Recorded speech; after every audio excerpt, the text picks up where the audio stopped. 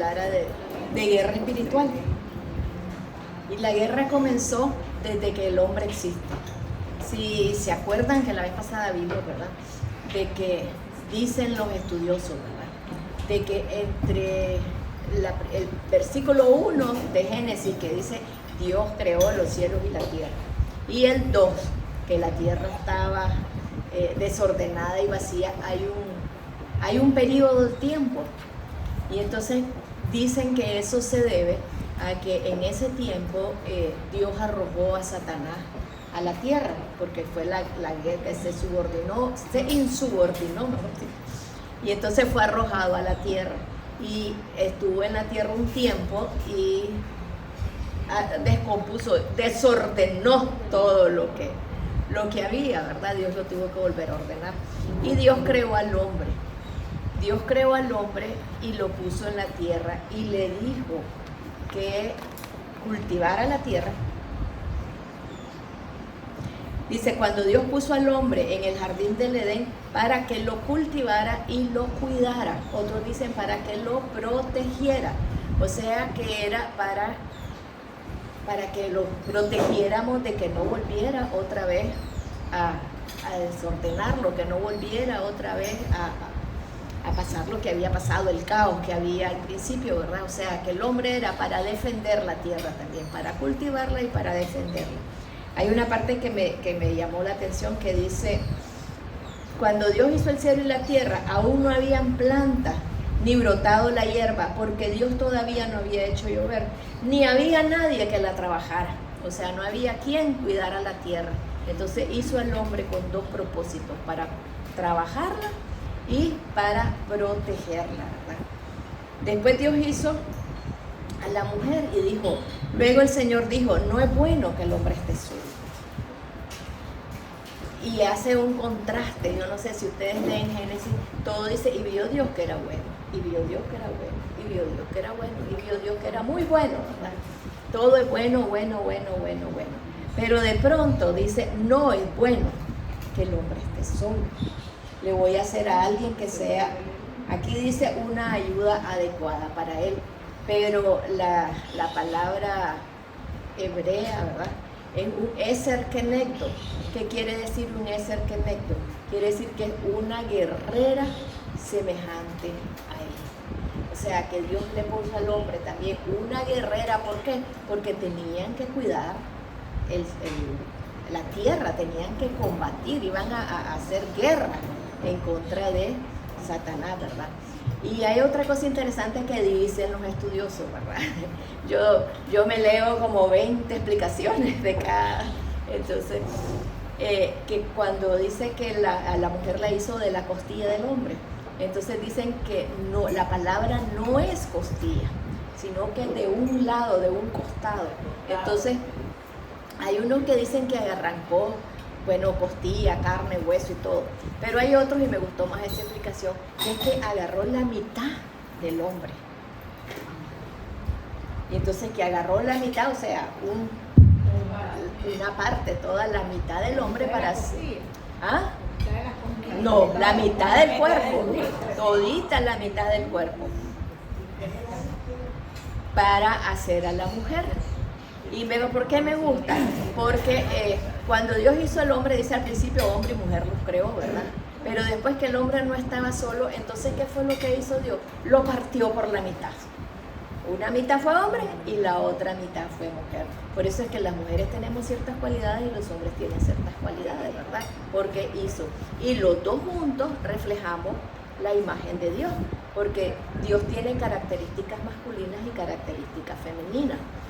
A veces lo vemos solo como el poderoso guerrero, ¿verdad? Pero también dice, yo te cuidaré como una madre, te consolaré, dice, como una madre consuela a sus hijos, ¿verdad?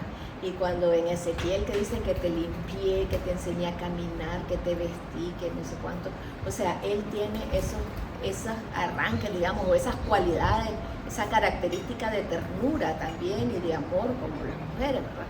Entonces la historia ya la conocemos, pone al hombre y a la mujer en el jardín. Ellos pecan, desobedecen, son arrojados del jardín y viene pues toda la historia humana. Ahí Dios prometió que iba a mandar un Salvador, ¿verdad? Y entonces, cuando vino Jesús a la tierra, Él cumplió esa promesa de salvarnos. Dice que Él vino a rescatar lo que se había perdido, ¿verdad? Todo lo que se había perdido. Que Él vino, que cuando con el pecado que entró la muerte, entró la enfermedad, ¿verdad? Entraron el trabajo duro, porque el hombre sí iba a trabajar, pero era a cuidar un jardín que estaba sin ningún, o sea, como no había muerte, no se marchitaban, no se secaban los árboles, no había, o sea, una serie de cosas, ¿verdad? Era fácil la cuidada. Pero después de la caída le dijo, y te va a dar espinas y cardo, o sea, va a ser difícil el trabajo, va a ser dificultoso, ¿verdad? Porque ya caíste. Entonces Jesús vino a cambiar todo eso, ¿verdad? Y me gusta, yo lo he tomado todo lo de hoy, de Efesios. ¿Por qué lo tomé de Efesios? Fíjense que Efesios es una ciudad interesante. Estaba leyendo el otro día sobre las 7 ciudades del Apocalipsis y una de las tantas es Éfeso. Éfeso era una de las ciudades, dicen que era la ciudad más importante del Asia Menor en ese entonces, era un puerto y era una ciudad rica. Había mucho comercio en Éfeso. Y cuando ustedes ven las ruinas y todo lo que hay, tenía arenas grandes, o sea, como estadio, como el Coliseo, pero no era pero así pues se ve la arena y el así.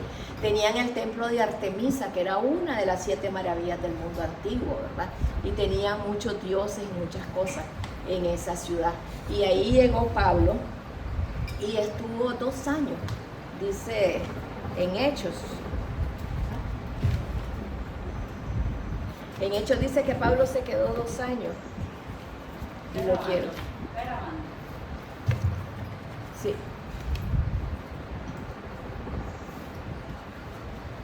No le encuentro, pero se voy a encontrar. En Hechos de los Apóstoles, en Hechos 13.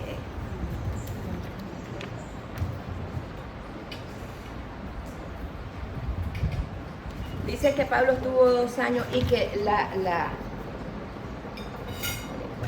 que fue tan impactante, no lo encuentro, que fue tan impactante, aquí está. Esto continuó por espacio de 2 años, de manera que todos los que habitaban en Asia, imagínense todos los que habitaban en Asia, judíos y griegos, oyeron la palabra del Señor Jesús. Y Dios hacía milagros extraordinarios por mano de Pablo, de tal manera que aún aplicaban a los enfermos los paños o delantales que habían estado en contacto con su cuerpo, y las enfermedades se iban de ellos y los espíritus malos salían. O sea que había un mover del Espíritu Santo, había unas manifestaciones fuertísimas que la gente quedaba sorprendida, ¿verdad? Y llegaban a querer conocer. Dice que toda la gente de Asia había escuchado de Jesús por la predicación de Pablo, ¿verdad? Y por lo que sucedía ahí en Éfeso, ¿verdad? Y muchos de los que habían creído venían confesando, llegaban y públicamente confesaban sus pecados y dando cuenta de las cosas que practicaban. Y muchos de los que habían practicado la magia trajeron los libros y los quemaron delante de todos. Y hecha la cuenta de su precio, hallaron que era 50,000 piezas de plata. Así crecía y se robustecía poderosamente la palabra del Señor. Entonces vemos que en Éfeso habían 2 cosas, ¿verdad? Por un lado tenemos la predicación de Pablo y el Espíritu Santo, porque dice que donde abunda el pecado sobreabunda la gracia. Vemos el Espíritu Santo manifestándose poderosamente, ¿verdad? Los enfermos sanados, los endemoniados eran liberados, el Espíritu Santo, la gente recibía del Espíritu Santo, recibían el Espíritu Santo y hablaban lengua. Y ahí es donde uno les dijo, en el nombre de Jesús que predica Pablo, ¿verdad? Le dijo a un endemoniado que se fueran los espíritus, y le dice, Jesús sabemos quién es, a Pablo hemos oído, pero vos no sabemos quién sos. Y lo apalearon, ¿verdad? Entonces, era tan fuerte, Por eso Efesios es el único lugar donde San Pablo no habla de la armadura de Dios, donde habla de la guerra espiritual, porque ahí se movía fuerte de todo, ¿verdad? La brujería, imagínense que quemaron un montón de libros, la brujería era bien común, ¿verdad? Era bien común. Yo leí un comentario de alguien que decía que había un hombre que peleaba, pues, y entonces que era de ahí de Éfeso, y que entonces él fue a competir a Atenas, al Olimpo, y ganó todas las peleas que le pusieron, era invencible el hombre, hasta que uno de los jueces vio que en el tobillo tenía una pulsera, y en la pulsera tenía una inscripción, que eran nombres de un conjuro, digamos, un conjuro de los dioses de Éfeso, y entonces le quitaron la pulsera que tenía en el tobillo y no volvió a ganar un solo combate. Era fuerte la brujería, la hechicería, los encantamientos y todo eso en Éfeso. Entonces por eso es que Pablo les dice, ¿verdad?, de que se preparen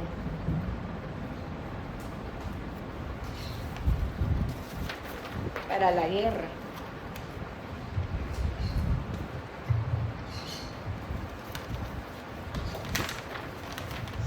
Dice, y ahora, hermanos, bueno, primero les empieza a explicar, después se los voy a leer un montón de cosas sobre lo que es ser cristiano, porque les dice, ahora ustedes son cristianos, ahora ustedes pertenecen a la luz, ahora ustedes están sentados en lugares celestiales, están sentados en el cielo, a la derecha de Jesucristo. Dice. Ahora todo ese poder que estuvo en Jesús está en ustedes y está a disposición de ustedes. El poder que levantó Jesús de los muertos habita dentro de ustedes y está a su disposición, dice. Y ahora todos sus pecados han sido perdonados y ahora todo lo que hicieron ya fue borrado, ¿verdad? Entonces, y ahora, hermanos, dice, busquen su fuerza en el Señor, en su poder irresistible. Protéjanse con toda la armadura que Dios les ha dado, para que puedan estar firmes contra los engaños. ¿Por qué dice de los engaños? Porque Satanás fue derrotado en la cruz del Calvario. Dice que Jesús lo exhibió en su desfile victorioso. Esa es otra figura que toma San Pablo de la guerra, ¿verdad?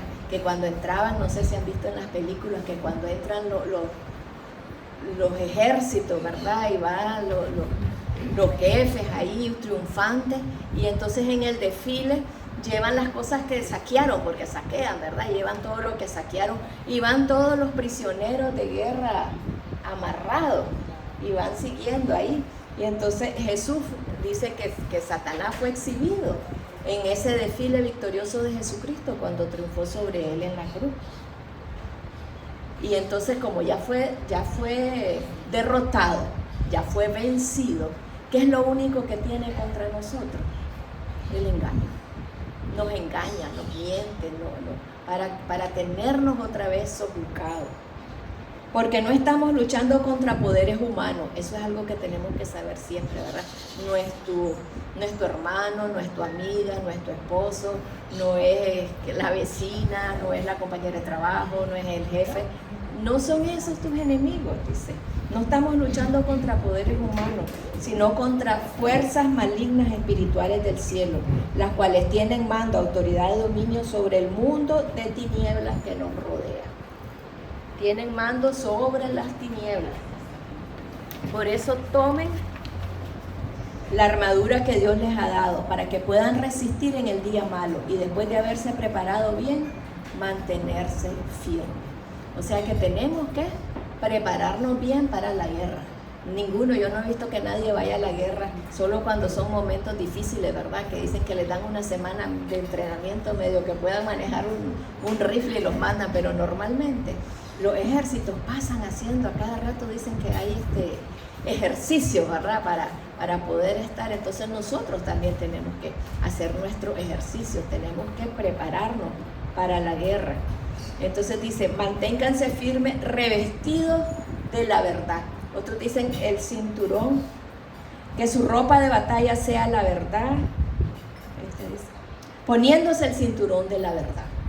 Entonces el cinturón de la verdad, si ustedes ven el romano, ¿verdad? El soldado romano, el cinturón era una de las piezas claves, porque ellos usaban unos vestidos largos, no usaban pantalones, sino que usaban vestidos largos. Y una vez yo saqué la figura de cómo era que hacían, porque era una cotona, entonces sacaban la parte de atrás del vestido y se la cruzan aquí adelante para hacer como una especie de pantalón y se le ensartaban en la cintura, ¿verdad? Para poder tener libertad de movimiento. Y también la coraza iba fijada aquí en la parte de aquí con el cinturón, entonces el cinturón de la verdad. Leí dos explicaciones. Una dice que es conocer la verdad de Dios, porque tenemos que contrarrestar las mentiras del enemigo, los engaños del enemigo, y si nosotros conocemos la verdad, entonces vamos a saber diferenciar lo que es la verdad de la mentira. Pero la otra también dice de que nosotros tenemos que estar en verdad. Nosotros tenemos que decir la verdad siempre. Nosotros tenemos que ser íntegros de una sola pieza, no estar fingiendo ni haciendo, sino que tenemos que nosotros vivir en verdad. Y eso yo creo que coincide con las leyes de la guerra del pueblo israelita. En la época del pueblo de Israel vivían en guerra, todo el mundo estaba en guerra contra todos. Si ustedes leen, de pronto se levantaba un pueblo y iba a invadir, se levantaba y empezaban a invadir todos los lugares vecinos, ¿verdad? Y se apoderaban de las ciudades y se apoderaban de todas las riquezas y hacían esclavos a los habitantes, ¿verdad? Y era común todos los años. Dice que en primavera era la época de la guerra, dice una parte, ¿verdad? Entonces en primavera todo el mundo iba a la guerra contra los vecinos, contra quien pudiera. Entonces cuando Israel iba a la guerra, habían unas leyes, y entonces habían leyes de santidad, o sea, el pueblo tenía que estar ritualmente limpio. ¿Por qué? Porque era Dios el que peleaba por ellos. O sea, su arma de guerra principal era la presencia de Dios con ellos. Y por eso ellos tenían que estar ritualmente limpios. En Deuteronomio 28 dice...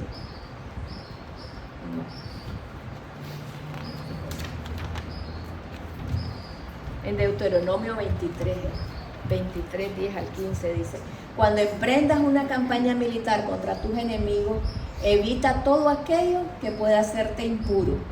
Si entre tus hombres hay alguien impuro por una polución nocturna, que salga del campamento y se quede fuera. Al caer la tarde se lavará con agua y al ponerse el sol podrá regresar al campamento. Designarás un lugar fuera del campamento para hacer ahí tus necesidades. Como parte de tu equipo llevarás una estaca. Cuando salgas a hacer tus necesidades, harás con ella un hoyo y luego la volverás a tapar para cubrir tus excrementos. Harás esto porque el Señor tu Dios anda en medio de tu campamento para protegerte y darte la victoria de tus enemigos. Por eso tu campamento debe ser un lugar sagrado. Y si Él ve alguna cosa que le desagrada, dejará de acompañarte. Entonces ahora, en nuestra época, el Señor también anda con nosotros para protegernos. Lo que decíamos, ¿verdad? De que el poder que habita en nosotros es mayor, es el mismo poder que estaba en Jesús, que lo levantó de entre los muertos. Pero para que Él habite en medio de nosotros, para que Él esté con nosotros, ¿qué es lo que tenemos que hacer? Andar en santidad también. No hacer nada que hagamos de que Él no quiera, ¿verdad? Entonces por eso es que dice que tenemos que tener el cinturón de la verdad. El cinturón de la verdad, dice.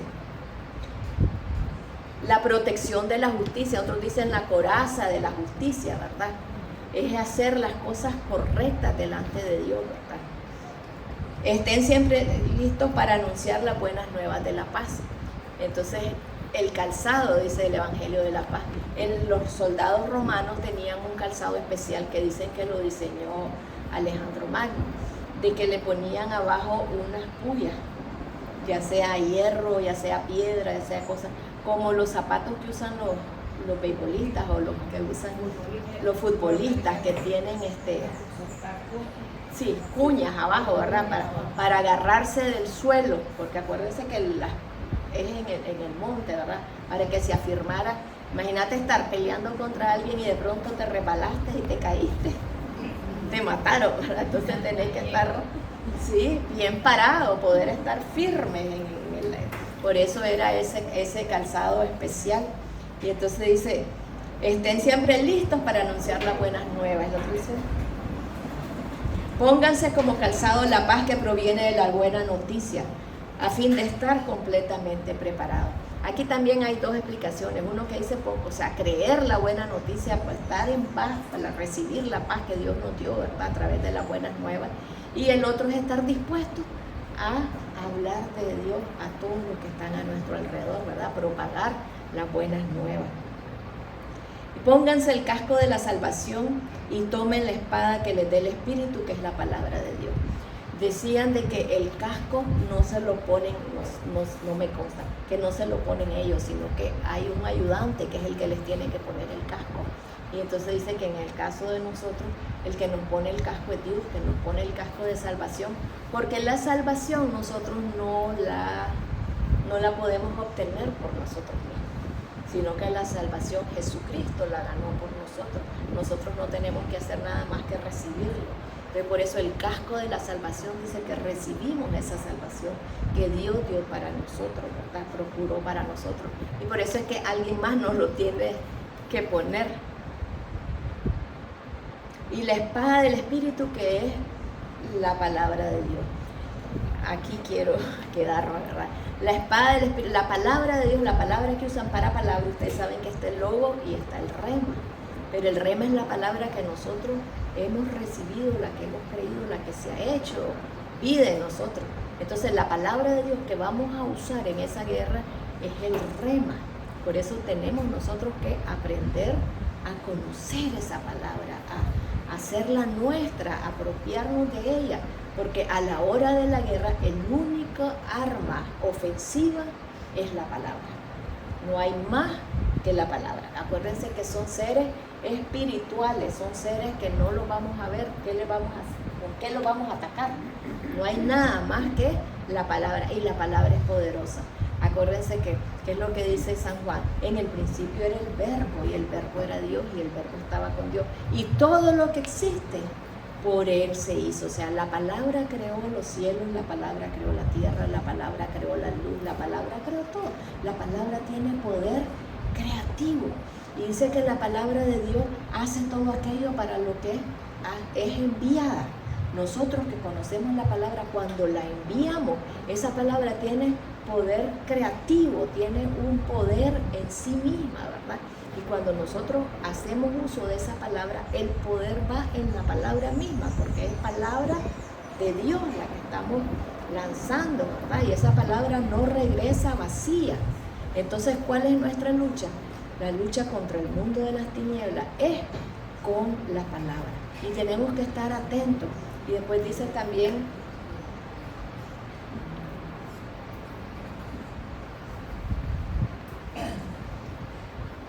me comí esta parte, dice, sobre todo que su fe sea el escudo que los libre de las flechas encendidas del maligno. Ese escudo era un escudo grande que cubría todo el cuerpo, era un escudo de madera forrada en cuero, y la metían en agua, la mojaban, para que al llegar una flecha encendida se apagara con el agua, ¿verdad? Y no dañara. Entonces, Satanás nos manda flechas encendidas, nos manda dardos. ¿Qué es el propósito de él? Que dudemos de Dios.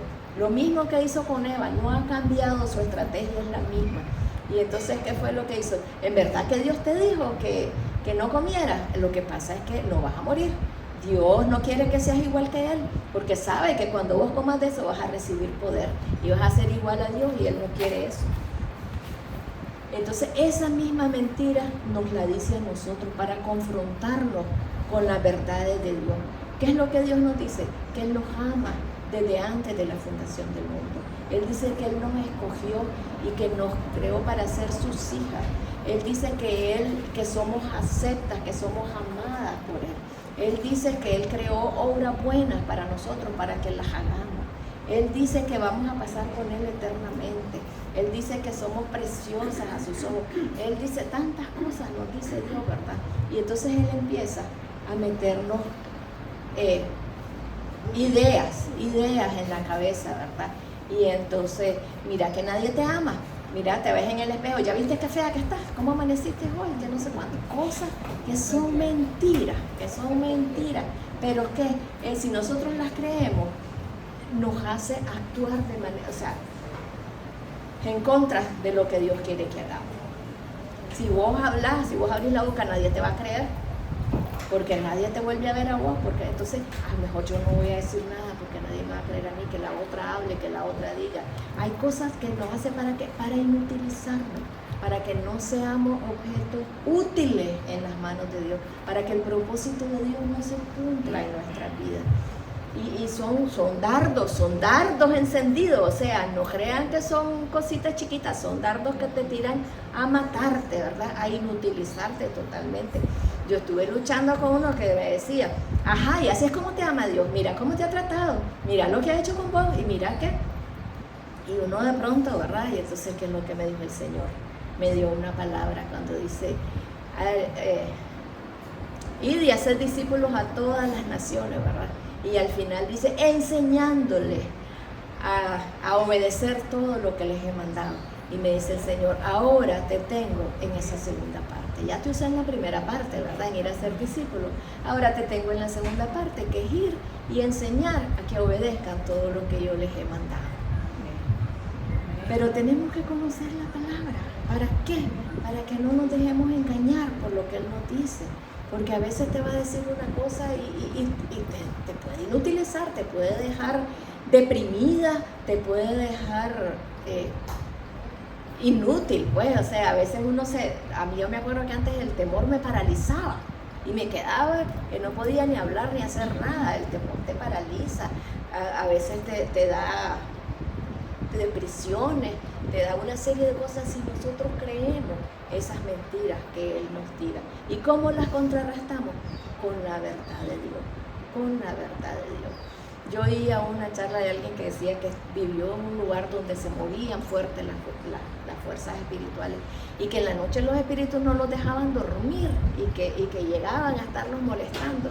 Y entonces dice que aún a sus niños chiquitos les enseñó la palabra de Dios. Y que una noche dice que a las 2 de la mañana él estaba oyendo ruidos en el cuarto del niño. Y oía que el niño le decía, mayor es el que está en mí que en el que está en el mundo. Dice que tenés que obedecer, te vas de aquí, le decía, en el nombre de Jesucristo te vas y me dejas dormir, que mañana tengo que ir a clase. Y después él le preguntó al papá, ¿y qué pasó? Se fue, le decía. Me dejó tranquilo. Pero porque le habían enseñado a hacer la guerra espiritual, a declarar la palabra. No somos nosotros, es porque la palabra tiene poder en sí, porque es palabra de Dios, porque es palabra de Dios y la palabra de Dios no regresa vacía. Y si nosotros la conocemos, va a ser aquello para lo que fue mandado. Y si nosotros conocemos cada dardo, ¿qué fue lo que hizo Jesús cuando fue tentado? Si Él nos dejó el ejemplo, cuando fue tentado en el desierto, que le decía, mira, convertí las piedras en pan. Escrito está, que no solo de pan vive el hombre, ¿verdad? Mira, tírate desde arriba, escrito está, no tentarás al Señor tu Dios. Mirá, le dice, sí, y este fue, yo creo que el dardo más grande, porque en otras palabras le estaba diciendo, no necesitas ir a la cruz, no necesitas morir, eso es muy difícil, te voy a dar una salida más fácil, adorame y yo te lo entrego todo, ¿verdad? ¿Y qué es lo que le dijo? Al Señor tu Dios adorarás y solo a Él servirás. Entonces, si nosotros la conocemos, la palabra, cada vez que se te venga esa idea, no servís para nada. No, el Señor, yo soy una obra maravillosa, una creación maravillosa en las manos de Dios y Él me hizo con propósitos eternos y Él tiene planes para mi vida, planes desde antes de la fundación del mundo. Y si los conoces, vamos a creerlo y a luchar contra eso, contrarrestar todas las ideas que se te vienen a la cabeza. ¿Por qué? Porque esas ideas no son de Dios, son porque quieren que nosotros dudemos de Dios, que nos apartemos de Dios y que no hagamos lo que Dios quiere para nosotros, lo que Dios quiere que nosotros hagamos. Y además, a mí me gustó por eso lo de Hechos, que habla de San Pablo. San Pablo sabía quién era, conocía todo.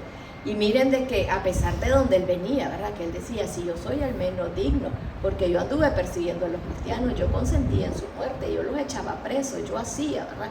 Entonces, me imagino los ataques que debe haber tenido. ¿Y quién sos vos para venir aquí? Si vos eras perseguidor, si vos tal cosa, ¿verdad? Pero él sabía quién era, porque él dice, yo sé en quién he creído. Él sabía en quién había creído. Él sabía las promesas que tenía. Y por eso es que nos dice, oro, dice, por eso doblo rodillas, para que tengan espíritu de sabiduría y que sepan cuál es el poder que actúa en nosotros los creyentes. Dice, el mismo poder que levantó a Jesús de entre los muertos. Ese es el poder que está en cada uno de nosotros. Y él hacía uso de ese poder.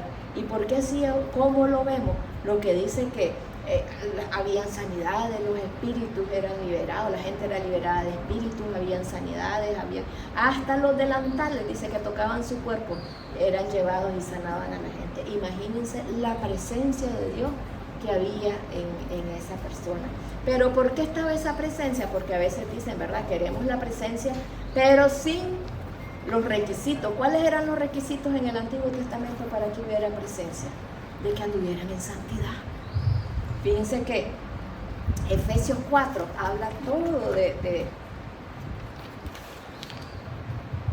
Efesios 4:23, por ejemplo, en adelante dice, deben renovarse espiritualmente en su manera de juzgar y revestirse de la nueva naturaleza creada a imagen de Dios, que se distingue por una vida recta y pura basada en la verdad.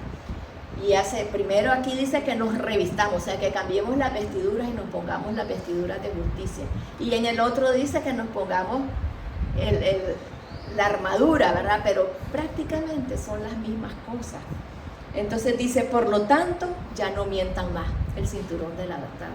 Por lo tanto, ya no mientan más, sino diga cada uno la verdad a su prójimo, porque todos somos miembros de un mismo cuerpo.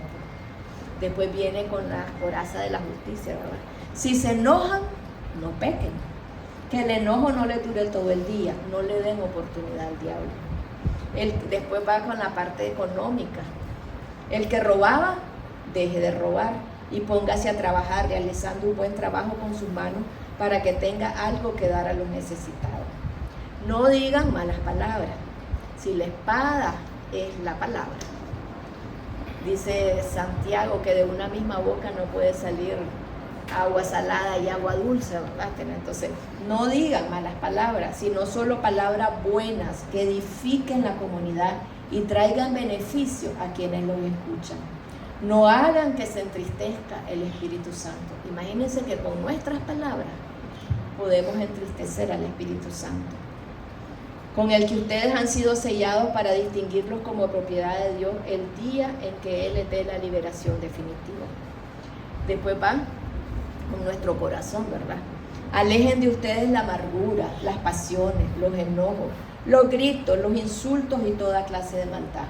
Sean buenos y compasivos unos con otros y perdónense mutuamente, como Dios los perdonó a ustedes. Entonces, ¿qué es lo que nos dice? ¿Cómo nos preparamos nosotros para la guerra?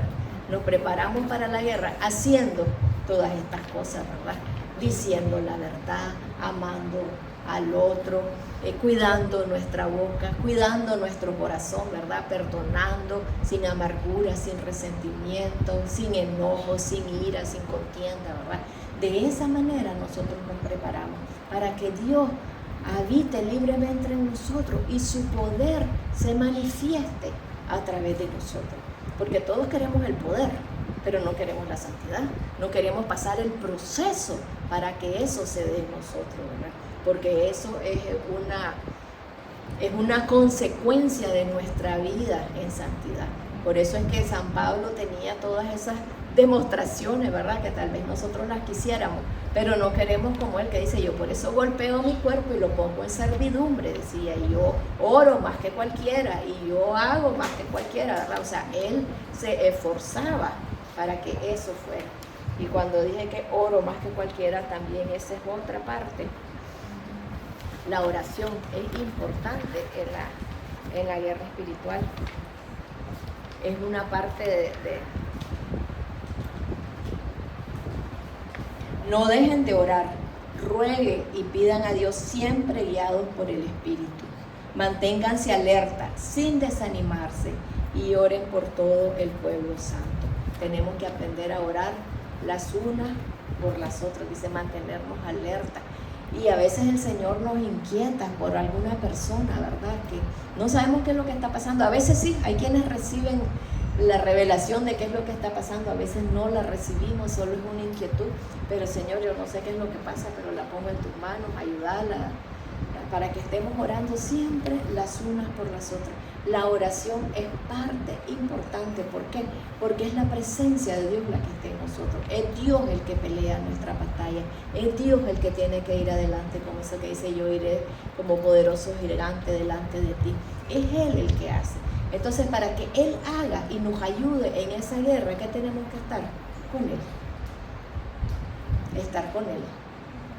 Y hacer todo para que su presencia habite libremente dentro de nosotros, para que nada lo contriste, para que nada lo haga alejarse, o tal vez no sé si se aleja o no, no les puedo decir, pero tal vez se va a un rincón pues y se queda ahí.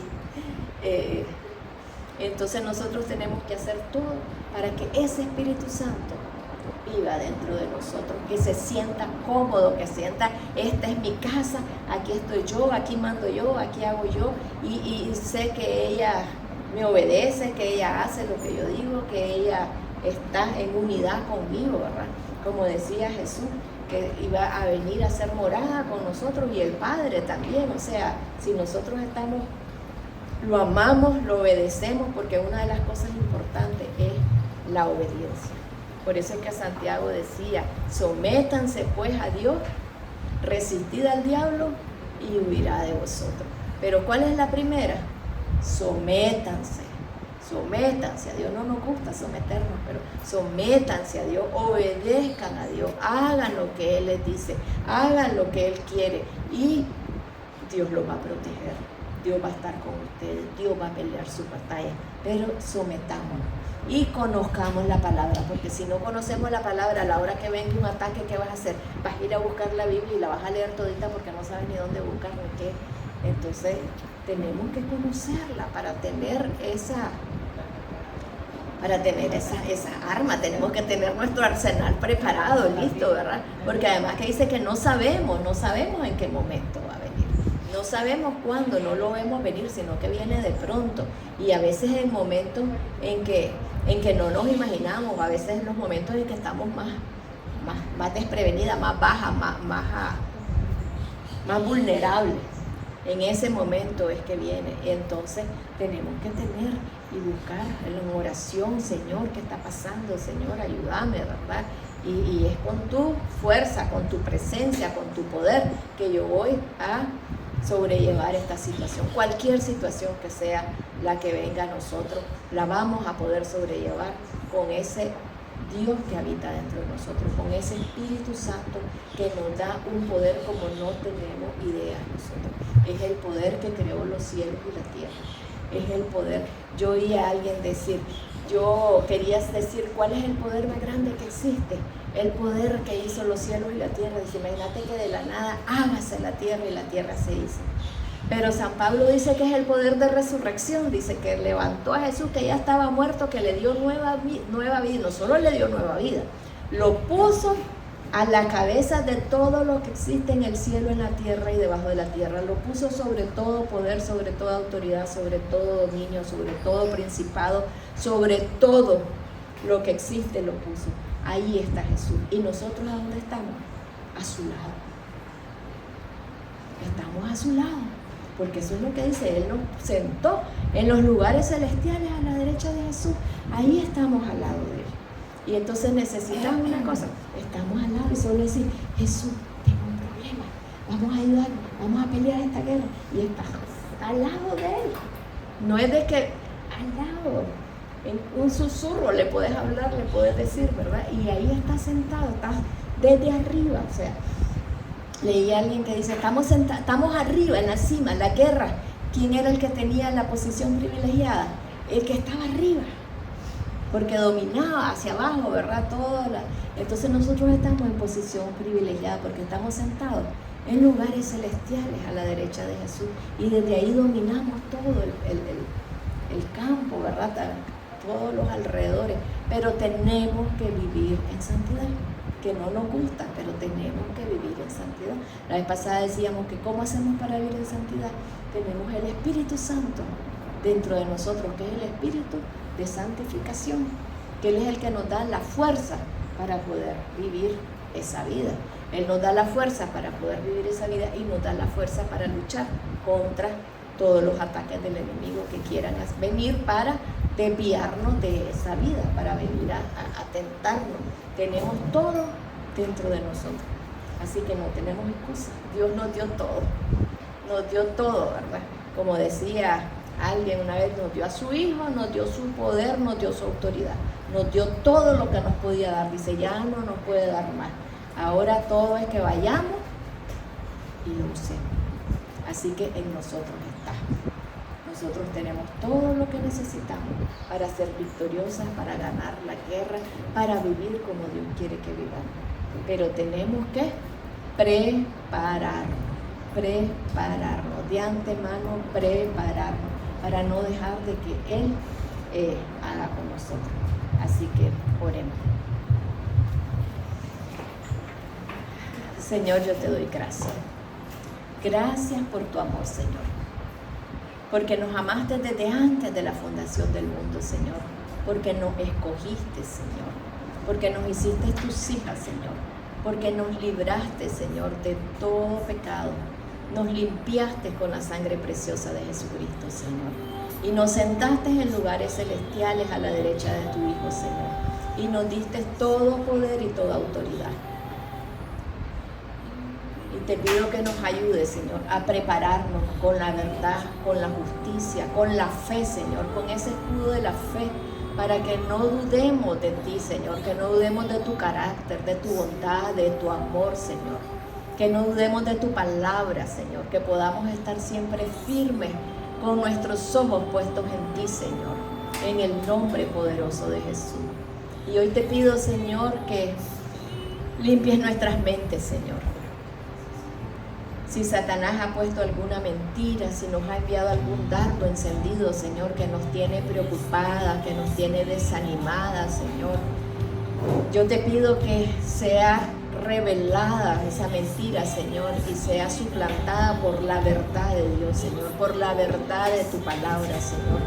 Toda mentira en nuestras mentes se va en el nombre de Jesús, en el nombre poderoso de Jesús, y recibimos, Señor, la revelación de quién somos en ti, Señor, de quién nos hiciste, Señor, en el nombre de Jesús.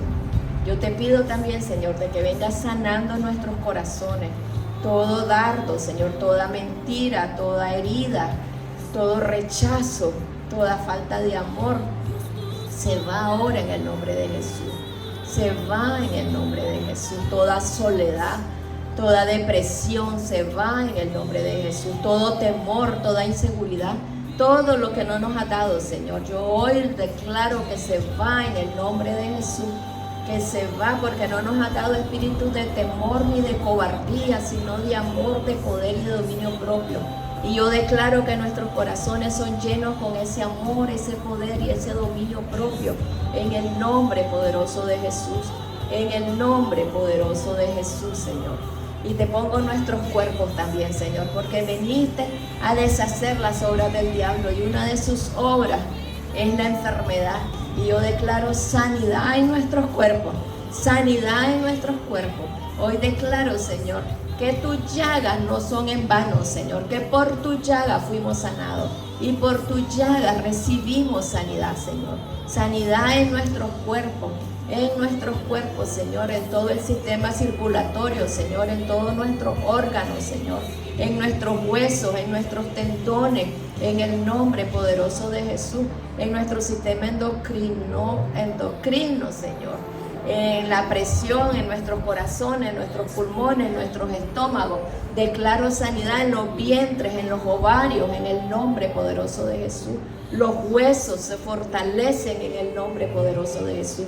Dice que tu palabra es medicina para nuestros huesos y que nuestros huesos reverdecen en el nombre de Jesús, en el nombre poderoso de Jesús. Hoy declaro que toda acechanza del enemigo en contra de nosotros aquí termina en el nombre de Jesús, porque mayor es el que está en nosotros que el que está en el mundo. Y el poder y la autoridad que Dios nos ha dado es la misma que levantó a Jesús de los muertos. Así que todo lo muerto, si hay sueños muertos, si tu espíritu, si tus emociones están muertas, si estás en depresión, si te sentís triste, si sentís que no podés, ahora mismo hablo resurrección en el nombre de Jesús. Hablo resurrección, hablo vida en el nombre de Jesús. Nuevas energías, nuevo gozo, nueva paz. Porque eso es lo que es el cielo, Señor. Dijiste que era gozo y paz. Gozo y paz. Yo declaro gozo y paz en cada una, en el nombre poderoso de Jesús. Y Señor, enséñanos a usar las armas que nos has dado. Enséñanos a pelear la batalla, Señor. Y ponernos el casco de salvación, Señor, para que sepamos que somos salvas, que moriste por nosotros, Señor, para darnos salvación, para llevarnos a tu presencia, Señor, en el nombre poderoso de Jesús. Y mañana, que es el día de Yom Kippur, cuando el pueblo judío entraba a tu presencia, Señor, era el único día que podían entrar a tu presencia. Yo declaro que nosotros tenemos un eterno Yom Kippur, donde podemos entrar todas libremente ante el trono de tu gracia. Y que aprendamos, Señor, a entrar libremente al trono de tu gracia, a implorar misericordia, Señor, a presentarte todas nuestras necesidades, nuestras tribulaciones, y a obtener fuerzas para seguir adelante, fuerzas para el combate, estrategias para poder vivir la vida que querés que vivamos, en el nombre poderoso de Jesús, en el nombre poderoso de Jesús. Espíritu Santo, llénanos a cada una con tu presencia, con tu poder, con tu autoridad, con el conocimiento de la palabra, con el rema, para poder usarla en la guerra espiritual en la que estamos plantadas, en el nombre poderoso de Jesús. Que podamos pelear esa guerra por nuestras vidas, por la de nuestros hijos, por la de nuestros esposos, por la de nuestra familia, porque nos has levantado como guerreras en cada casa, y que podamos pelear por esa casa, Señor, en el nombre de Jesús. En el nombre, y levantarnos con la autoridad que nos ha dado, Señor, en el nombre poderoso de Jesús. Yo declaro en este momento que cada una de las que estamos aquí es empoderada con las fuerzas de Dios, no con las de nosotros, con las fuerzas que Dios nos ha dado, con lo que ha dejado a nuestra disposición cuando creó ese ser Kenecto allá en el jardín del Edén. Yo declaro que ese éser en cada una de nosotros se levanta en el nombre de Jesús. Se levanta no con estrategias humanas, sino con las estrategias divinas, con las armas que el Señor nos dejó, con las que nos entregó.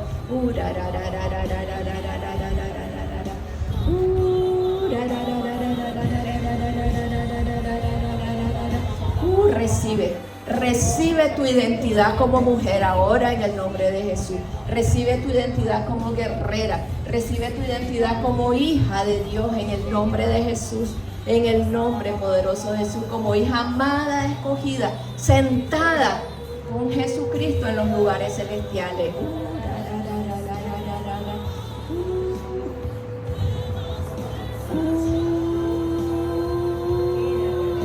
Sí, Señor, nuevas fuerzas para cada una, Señor.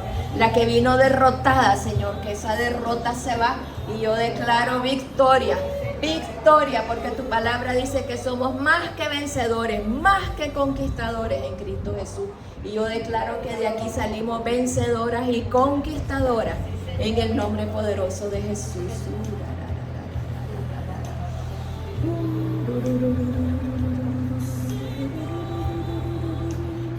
Gracias, Señor.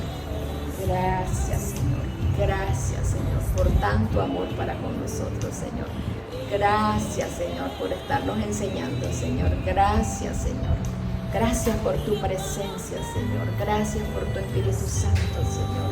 Gracias, Señor, en el nombre de Jesús.